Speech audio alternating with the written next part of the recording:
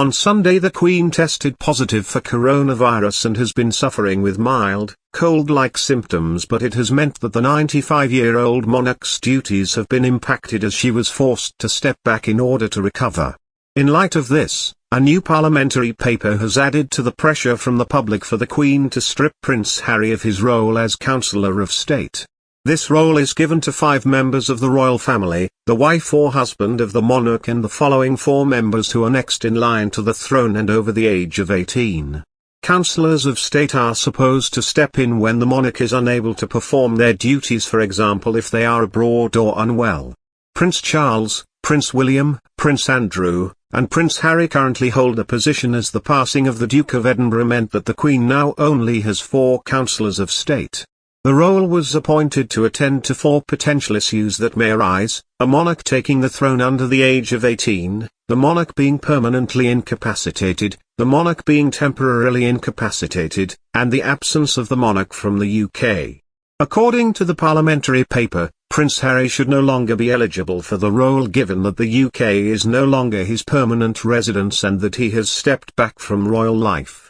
The guidance under the Regency Act of 1937 states that all people who hold this position should be members of the royal family and, importantly, must be domiciled in some part of the UK. The Regency Act of 1943 added that if it appears to the sovereign that any eligible counsellor will be absent from the United Kingdom or intends to be so absent during the whole or any part of the period of such delegation, then letters patent, a legal tool at the monarch's disposal, may make provision for exempting that person.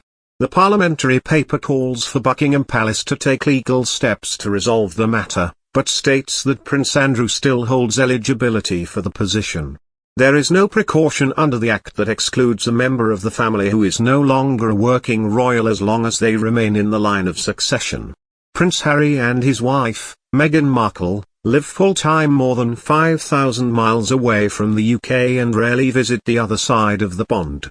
In fact, Meghan hasn't been back there at all since their official duties concluded in 2020, which is why some fans were a bit surprised when the Duke of Sussex renewed the lease for their Frogmore Cottage home in England. Before announcing they wanted out as senior royals, the Duke and Duchess of Sussex had their 5-bedroom Frogmore Cottage home renovated. A new heating and electrical system were put in the home and soundproofing was installed. Also, a few additions to the property included 2 orangeries and a vegetable garden. The renovations took months and cost taxpayers around $3 million, which Meghan and Harry have since paid back. By keeping the lease at Frogmore Cottage, Harry is allowed to stay on as one of the Queen's Counsellors of State. As for what this actually means, by law, should the Queen be temporarily unable to carry out her duties, then her Counsellors of State can step in.